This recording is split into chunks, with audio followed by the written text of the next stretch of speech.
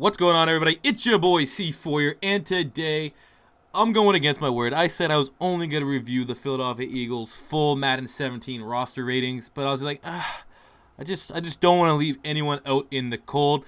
But there's just not enough time between now and the release of Madden 17 for me to just do all 32 teams, 32 separate videos. I already have a bunch of videos already scheduled, so some days I'd have 3 to 4 videos getting uploaded. They're not going to get the proper views. They're going to fuck up with people's sub boxes.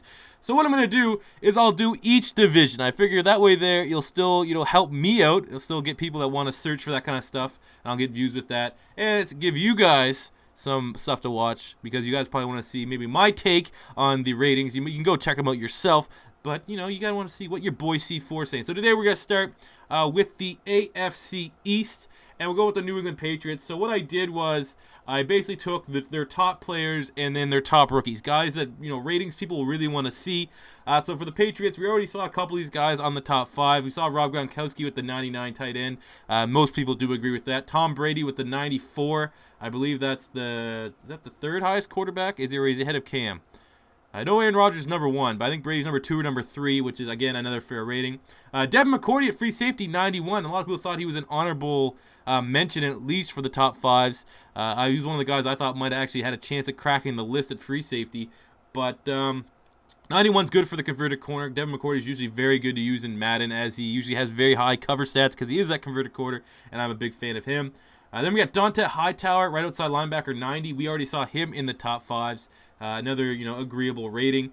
Then we give Julian Edelman an 89. I think that's fair. Maybe a little too high, just based off of last year where he was in and out of injury, and statistically speaking, he might not have been as productive as if he has been years past. But he still is one of the top, if not the top, slot receiver in the NFL. I don't know if you really could consider Antonio Brown a slot receiver. But Edelman, 89, that'll make Patriots fans happy. Jamie Collins, the middle linebacker, 88. Fair rating. Again, incredibly athletic middle linebacker, very productive. Jabal Sheard at right end, 88. I think that maybe is a little bit high. What do you have for sacks last year? I didn't look. I didn't really do a whole lot of research, but I don't think he hit double-digit sacks. So 88 is a little high, but it is what it is. Dion Lewis with an 80. I think that's actually a little bit low. He's a very good receiving back out of the backfield. Former Pitt Panther behind LaShawn McCoy. Former Philadelphia Eagle. Just didn't really quite work out here. But, he was a baller last year. And if he can get back to full strength, Patriot fans are going to be happy seeing him back out on the field. Joe Thuney, who was one of their highest picks, 70 overall. Jacoby Brissett, quarterback, 70 overall. And Malcolm Mitchell, 67 overall. I think I still have the page up. I will do who's Cyrus Jones. Let's see what Cyrus Jones got for all you people out there. I don't think it would have been that high. Like I said, a lot of people, including myself, was kind of scratching their head at that pick. Cyrus Jones is a 71. So that's classic Patriots drafting for you. Moving on next to the Buffalo Bills. Their highest rated player. Come on, get these fucking ratings up. Richie Incognito, left guard at 90 overall. I'm not gonna lie, I'm a little bit surprised that he's higher rating than, Sammy, Watkins, Shady, even Marcel Darius. But the 90 overall for Richie Incognito, a guy that was kind of heavily criticized when Rex Ryan decided to sign him. Had a phenomenal year at guard, one of the top guards in the NFL, so the 90s there. Cordigan, left tackle, 89. That's a fair rating. He's usually pretty high up there. Marcel Darius at defensive tackle, 88. A little bit of a down year for him. He's hoping he can bounce back and have a strong 2016, 2017 and get back up into those 90s. Jerry Hughes at right end, 88. Sammy Watkins, wide receiver, 87. I agree with that. I think he is definitely an up-and-coming wide receiver. Borderline elite, I would say. He could definitely take the jump this year, especially if his rapport with Tyrod Taylor continues to improve. LaShawn McCoy, 86. He was, again, actually, even if I want to be salty towards Shady, 86 is kind of low, man. He was productive when he was in there. They used him somewhat sparingly, but I don't know, man. I think 86 is a little low for Shady. Stephon Gilmore, 85. Again, I think that's a little low. I think they're undercutting these Buffalo Bills here. I would have had Gilmore.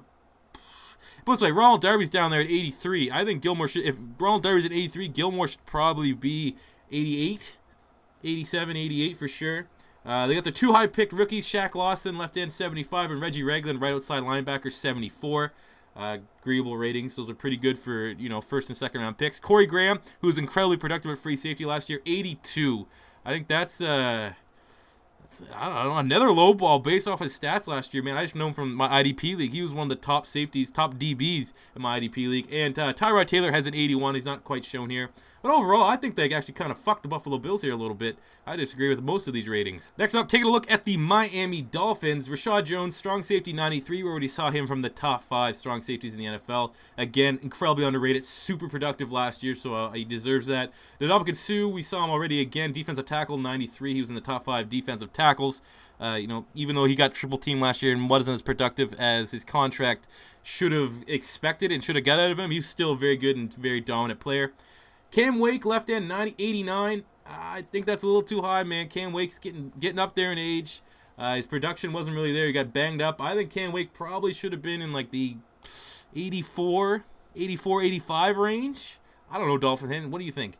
Jarvis Landry, 87. I think he's poised to have a solid year this year, especially PPR fantasy. Take a look at him. I think I'm going to be all over him in the 3rd or 4th round.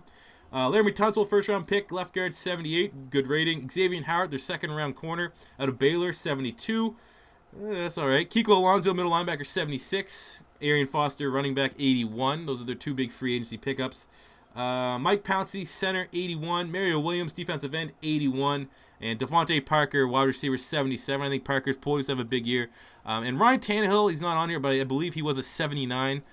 So hopefully he can have a solid year and get back up into the mid-80s where he was last season. But overall, I think those are pretty fair ratings for the Miami Dolphins. And lastly, in the AFC East, the New York Jets. Darrelle Revis, corner, 91. We already saw him in the top corners in Madden 17. Still ageless wonder a little bit. Brandon Marshall, wide receiver, 89. Ugh, I know people are going to be fucking angry at that. Based off how productive he was last year, I thought he was going to be a 91, 92. Man, he was absolutely balled out, especially considering the quarterback play. I mean, Ryan Fitzpatrick was playing well, but, Ryan Fitzpatrick is a journeyman quarterback, and Brandon Marshall was still putting up near all-pro numbers with him.